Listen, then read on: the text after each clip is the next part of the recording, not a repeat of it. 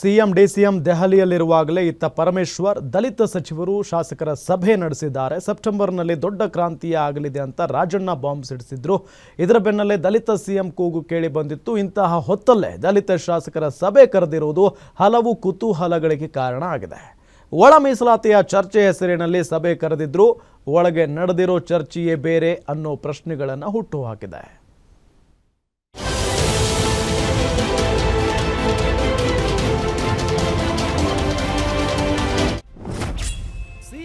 DCM ದಿಲ್ಲಿಯಲ್ಲಿ Parameshwar mega meeting. ದಲಿತ ಸಚಿವರು ಶಾಸಕರ ಜೊತೆಗಿನ ಮೀಟಿಂಗ್ ರಹಸ್ಯವೇನು? ಸಿಎಂ ಸಿದ್ದರಾಮಯ್ಯ ಹಾಗೂ ಡಿಸಿಎಂ ಡಿಕೆ ಶಿವಕುಮಾರ್ ದೆಹಲಿ ಪ್ರವಾಸ ಮಾಡಿದ್ರೆ ರಾಜ್ಯದಲ್ಲಿ ಗೃಹ ಸಚಿವ doctor G Parameshwar high voltage meeting ನಡೆಸಿದ್ದಾರೆ. ಸದಾಶಿವನಗರದ ಸರ್ಕಾರಿ ನಿವಾಸದಲ್ಲಿ ಕಾಂಗ್ರೆಸ್ನ ದಲಿತ ಸಚಿವರು ಶಾಸಕರ ಜೊತೆ ಮೀಟಿಂಗ್ ನಡೆಸಿದ್ದಾರೆ. ಒಳ ಮೀಸಲಾತಿ ವಿಚಾರವಾಗಿ ಸಭೆ ನಡೆಸಿದ ನಾಯಕರು ರಾಜಕೀಯ ವಿಚಾರವೂ ಚರ್ಚಿಸಿದಂತಿದೆ. ಈಗಾಗಲೇ ಸಿದ್ದರಾಮಯ್ಯ ಡಿಕೆ ಶಿವಕುಮಾರ್ ಸಿಎಂ ಕುರ್ಚಿಗಾಗಿ ಸರ್ಕಸ್ ನಡೆಸ್ತಾ ಇದ್ರೆ ಇತ್ತ ದಲಿತ ಸಿಎಂ ಕೂಗು ಕೂಡ ಜೋರಾಗಿದೆ. ಈ ಹಿನ್ನೆಲೆ ಗೃಹ ಸಚಿವರ ನಿವಾಸದಲ್ಲಿ ನಡೆದ ಸಭೆ ಭಾರಿ ಕುತೂಹಲಕ್ಕೆ ಕಾರಣವಾಗಿದೆ.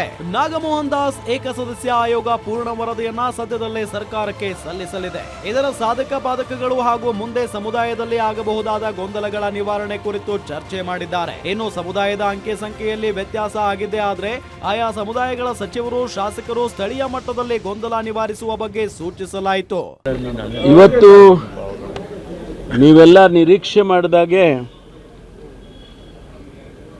ಪರಿಶಿಷ್ಟ ಜಾತಿಗೆ ಸೇರಿದಂಥ ಶಾಸಕರು ಮಂತ್ರಿಗಳ ಸಭೆಯನ್ನು ನಾವೆಲ್ಲ ಸಭೆಯಲ್ಲಿ ಸೇರಿದ್ವು. ನಾನು ಮೊದಲೇ ಹೇಳಿದ್ದೆ, ನಮ್ಮ ಅಜೆಂಡಾ ಏನು ಇವತ್ತು ಇಡೀ ರಾಜ್ಯದಲ್ಲಿ ಬಹಳ ದಿವಸದಿಂದ ವರ್ಷಗಳು ಈ ಒಳ ಮೀಸಲಾತಿಯ ಬಗ್ಗೆ ಚರ್ಚೆ ಆಗ್ತಾ ಇತ್ತು. ಕೇವಲ ಒಳ ಮೀಸಲಾತಿಯ ಬಗ್ಗೆ ಮಾತ್ರವೇ ಚರ್ಚೆ ಆಯ್ತಾ? ದಲಿತ ಸಿಎಂ ಕೂಗಿನ ಬಗ್ಗೆ ಎಲ್ಲರನ್ನ ಒಗ್ಗೂಡಿಸುವ ಪ್ಲಾನ? ಇವತ್ತಿನ ದಲಿತ ಸಚಿವರು ಶಾಸಕರ ಸಭೆಯಲ್ಲಿ ಕೇವಲ ಒಳ ಮೀಸಲಾತಿಯ ಬಗ್ಗೆ ಮಾತ್ರವೇ ಚರ್ಚೆಯಾಗಿಲ್ಲ ಅನ್ನೋದು ಸತ್ಯ. ಸಿಎಂ ಕುರ್ಚಿ ಮೇಲೆ ಪರಮೇಶ್ವರ್ ಕೂಡ ಕಣ್ಣಿಟ್ಟಿದ್ದಾರೆ. ಅವರಿಗೆ ಸಚಿವರಾದ ಸತೀಶ್ ಜಾರಕಿಹೊಳಿ, ಮಹದೇವಪ್ಪ, ಕೆಎನ್ ರಾಜಣ್ಣ ಸೇರಿ ಹಲವರು ಬೆಂಬಲಿಸಿದ್ದಾರೆ. ಅಲ್ಲದೆ ರಾಜ್ಯದಲ್ಲಿ ದಲಿತ ಸಮುದಾಯವೇ ಅತ್ಯಂತ ಹೆಚ್ಚಿನ ಜನಸಂಖ್ಯೆ ಹೊಂದಿರುವುದು ಅಂತ ಕಾಂತರಾಜ್ ವರದಿ ಸೋರಿಕೆಯಾಗಿದೆ. ಇದನ್ನ ಮುಂದಿಟ್ಟುಕೊಂಡೇ ಸಿಎಂ ಕುರ್ಚಿಯ ಮೇಲೆ ದಲಿತ ನಾಯಕರು ಕಣ್ಣಿಟ್ಟಿದ್ದಾರೆ. ಎಐಸಿಸಿ ಅಧ್ಯಕ್ಷ ಮಲ್ಲಿಕಾರ್ಜುನ ಖರ್ಗೆ ಹಾಗೂ ಪರಮೇಶ್ವರ್ ಹೆಸರುಗಳು ಮುಂಚೂಣಿಯಲ್ಲಿವೆ. ಹೀಗಾಗಿಯೇ ದಲಿತ ಸಚಿವರು ಶಾಸಕರನ್ನ ಒಟ್ಟುಗೂಡಿಸುವ ಪ್ರಯತ್ನಕ್ಕೆ ಪರಮೇಶ್ವರ್ ಕೈ ಹಾಕಿದ್ದಾರೆ. ಹೀಗಾಗಿ ಇಂದು ಪರಮೇಶ್ವರ್ ತಮ್ಮ ಸರ್ಕಾರಿ ನಿವಾಸದಲ್ಲಿ ಸಭೆ ನಡೆಸಿ ಅವಕಾಶ ಸಿಕ್ಕರೆ ನಾವು ಕ್ಲೇಮ್ ಮಾಡೋಣ ಅಂತ ಅಂದಿದ್ದಾರೆ. ಪರಮೇಶ್ವರ್ ನೇತೃತ್ವದಲ್ಲಿ ನಡೆದ ಸಭೆಯ ವೇಳೆ ಶಾಂತಿನಗರ ಶಾಸಕ ಎನ್ಎ ಹ್ಯಾರಿಸ್ ಕೂಡ ಭೇಟಿ ನೀಡಿದ್ರು. ದಲಿತರ ಸಭೆಗೂ ಹ್ಯಾರಿಸ್ಗೂ ಯಾವ ಸಂಬಂಧ ಅನ್ನೋ ಪ್ರಶ್ನೆಯೂ ಎದುರಾಯಿತು. ಯಾಕಂದ್ರೆ ಹೇಳಿ ಕೇಳಿ ಹ್ಯಾರಿಸ್ ಡಿಸಿಎಂ ಡಿಕೆಶಿ ಆಪ್ತ ಬಣದಲ್ಲಿ ಗುರುತಿಸಿಕೊಂಡವರು. ಹಾಗಾಗಿಯೇ ಯಾರೆಲ್ಲ ಸೇರಿದ್ದಾರೆ, ಏನೆಲ್ಲ ಚರ್ಚೆ ಆಗಬಹುದು ಅನ್ನೋ ಕಾರಣಕ್ಕೆ ಅವರನ್ನ ಕಳಿಸಿದ್ರ ಅನ್ನೋ ಅನುಮಾನಗಳು ಅಲ್ಲಿದ್ದವರಲ್ಲಿ ಶುರುವಾಯಿತು. ಆದ್ರೆ ಬಂದ 10 ನಿಮಿಷದಲ್ಲಿ ಹ್ಯಾರಿಸ್ ಅಲ್ಲಿಂದ ಹೊರಟು ಹೋದ್ರು. ಪರಮೇಶ್ವರ್ ನಿವಾಸದಲ್ಲಿ ನಡೆದ ಸಭೆ ಅಪೂರ್ಣ. ಸಭೆಗೆ ಹಾಜರಾದವರು ಯಾರೋ, ಗೈರಾದವರು ಯಾರೋ. ಗೃಹ ಸಚಿವರ ಮನೆಯಲ್ಲಿ ನಡೆದ ಸಭೆ ಅಪೂರ್ಣವಾಗಿ ಮುಕ್ತಾಯಗೊಂಡಿದೆ. ನಿರ್ದಿಷ್ಟವಾಗಿ ಯಾವುದೇ ತೀರ್ಮಾನ ಇಂದಿನ ಸಭೆಯಲ್ಲಿ ಆಗಿಲ್ಲ. ಹಾಗಾದ್ರೆ ಇಂದಿನ ಸಭೆಯಲ್ಲಿ ಯಾರೆಲ್ಲ ಬಂದಿದ್ರು ಅಂತ ನೋಡೋದಾದ್ರೆ ಯಾವ್ಯಾವ ಸಚಿವರು ಹಾಜರ್?